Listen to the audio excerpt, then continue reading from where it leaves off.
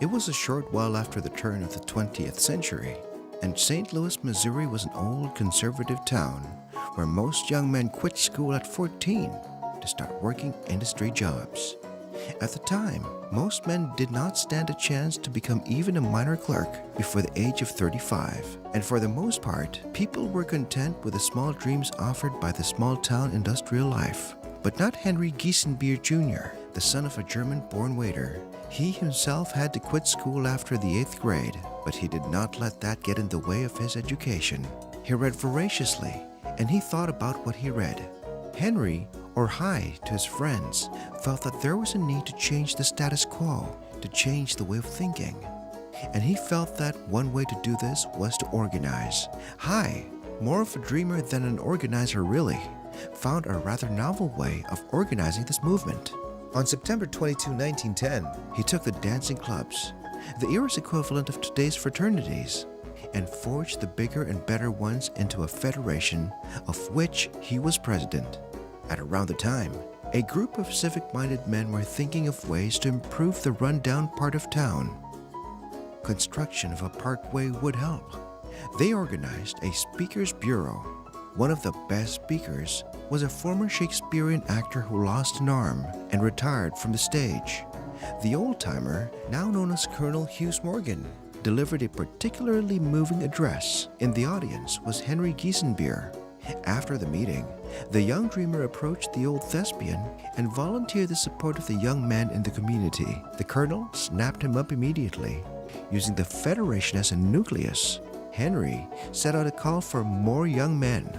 And so, on the night of October 13, 1915, 32 young men met in the attic room of the Mission Inn, where Hi's father was the head waiter. So they got the room for nothing. Enthusiasm swept the small room, and they agreed unanimously to form an organization. They chose the name Young Men's Progressive Civic Association. Giesenbier was elected president, and Andy Mungenast as secretary. Civic betterment was the goal of the association, and this meant action. Not discussion, but action. Enthusiasm spread. This was what the young men of St. Louis, without knowing it, had been looking for. Within 6 months, the YMPCA had a membership of 750. Then, Clarence Howard, benevolently termed Daddy by the YMPCA members, the millionaire president of a big steel company and president of the Businessmen's League of St. Louis, stepped in. He gave the group money out of his own pocket. He promoted for them an art museum as their headquarters. Daddy's help further propelled the young organization toward success. Soon, the museum was buzzing with study groups in salesmanship, banking, accounting, and public speaking. Membership was over 1,000, and Howard prevailed upon the YMPCA to change its name to Junior Citizens. After the war, members of Company L came home to find the organization still going strong. John Armbruster, the third member of the early triumvirate of Giesenbier, Mungenast, and Armbruster, has helped keep it going. But there had been one big change.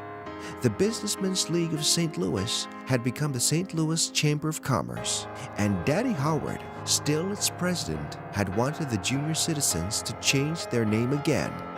Out of this came a new name, the Junior Chamber of Commerce.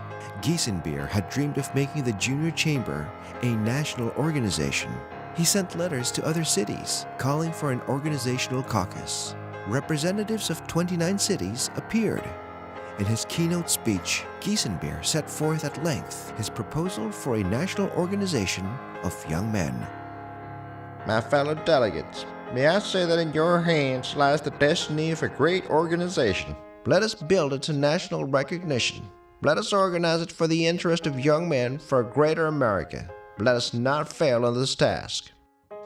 The first convention was held in June 17 to 19, 1920 in St. Louis. Henry Giesenbier was elected the first president of this national organization, and the United States Junior Chamber of Commerce was born.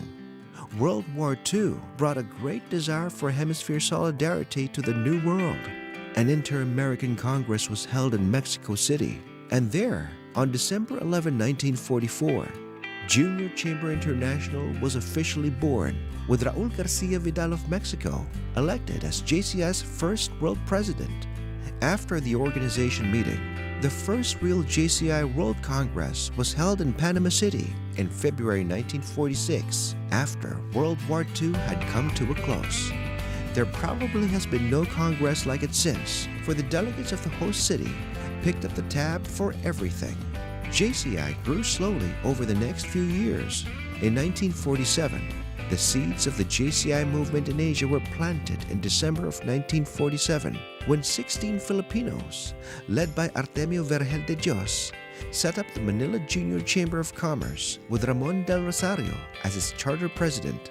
Today, with more than 200,000 active members, 5,000 local organizations, 100 national organizations, and one noble mission, JCI has quickly evolved to become the greatest global network of young, active citizens the world has ever seen.